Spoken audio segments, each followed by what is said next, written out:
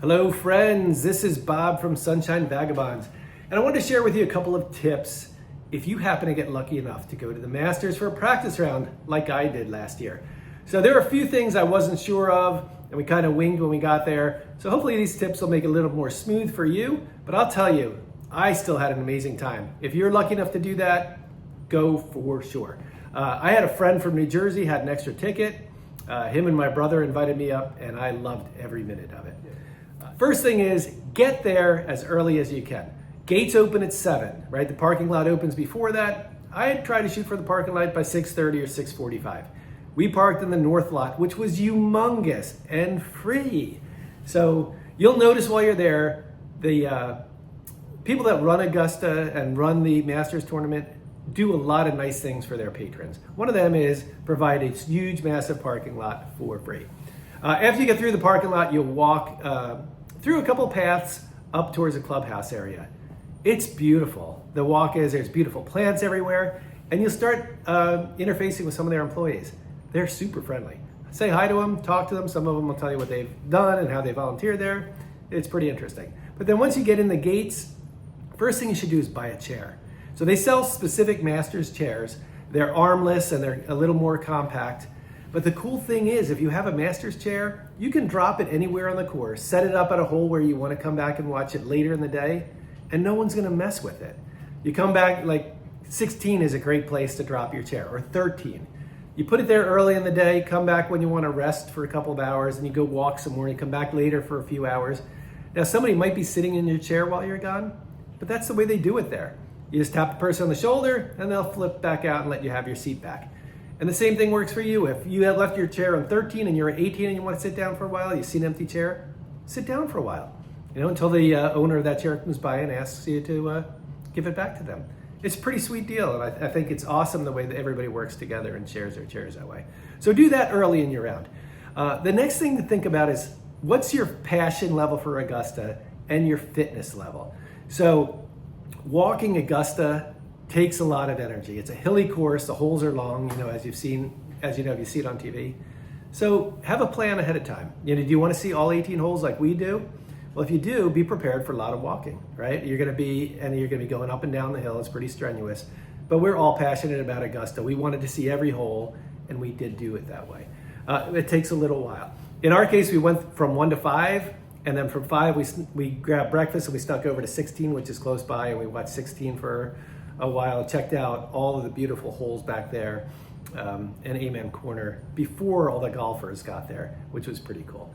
But you do whatever you want to do, right? But if you're gonna walk, wear comfortable shoes, right? It's a rugged walk, and you want to be comfortable because you're gonna be getting a lot of steps those days. And as far as attire goes, I don't think they have a stated policy on what to wear, but I would suggest wearing something nice. Most people there wear golf attire. And they just look nice out on the course. I think it's a respect for the tournament and for the golf course. Wear layers too, especially if you get there early. It's going to be chilly in the morning, and obviously it should warm up during the day, and then maybe get chilly in the afternoon again. So I'd suggest bringing layers as well, and you can leave some of those layers on your chair, and I'm pretty sure they're going to be safe when you get back. One other thing that's pretty cool about the Masters, and something awesome they do for the patrons, they price their food and beverages really affordably. So my first tip is, don't eat breakfast when you're at your hotel. Wait till you get to the Masters and eat breakfast there. Their breakfast sandwich is amazing, and it's cheap as hell. I think it's like $3. It might even be cheaper than that. So do that. Get your coffee there, get whatever else you want. They have a lot of snacks, some healthy, some just fun things. And plan to eat breakfast, lunch, and maybe even dinner in the different concession stands. You see a long line at the concession stand, don't sweat it. They've also figured out how to move people in and out of that course and around the course really quickly. Every line we went in moved pretty fast. And as far as concessions go, if you drink beer, drink a couple beers there. They come in a clear cup, but it's got a Masters logo on it, and it's dishwasher safe. We've got a bunch in our house here. And if you just drink soft drinks, it's a green cup with a Masters logo on it, which are all nice collectibles. And all that stuff is cheap too.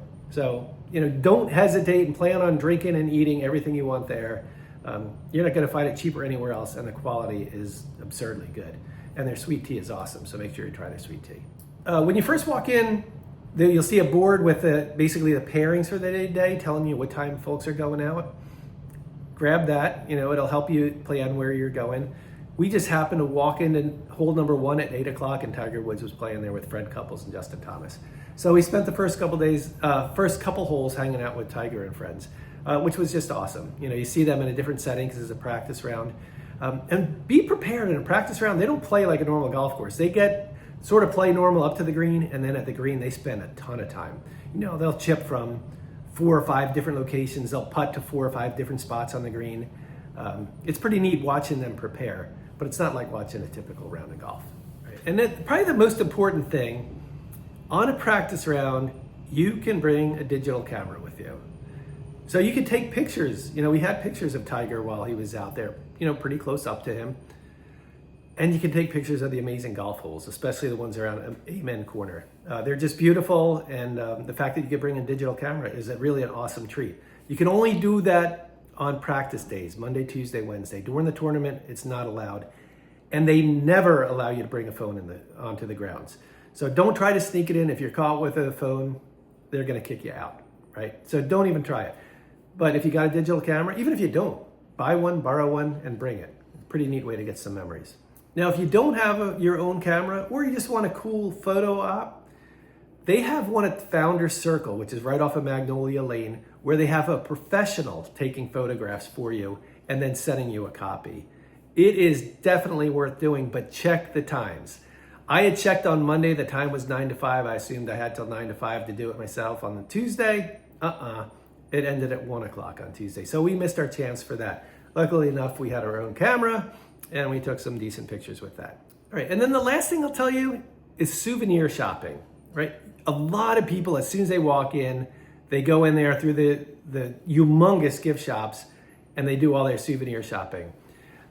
2 downsides to that. One is the lines early in the day are ridiculously long, and they don't move as fast as the lines everywhere else on the course. Second one is then you're stuck toting this stuff around the golf course the rest of the day. We waited till the end of the day to go shopping, and they still had literally thousands of different items you could look at. I think they had a wall with like 60 different hats. I bought this one because I wanted the 2024 on it. The amount of clothing they have is ridiculous. All high quality stuff and all fairly priced. So those are my master's tips for you first timers that are going on a practice round. If you won the lottery, congratulations, you're gonna have a great day. Thanks for checking out this video, and we'll see you again soon. Cheers.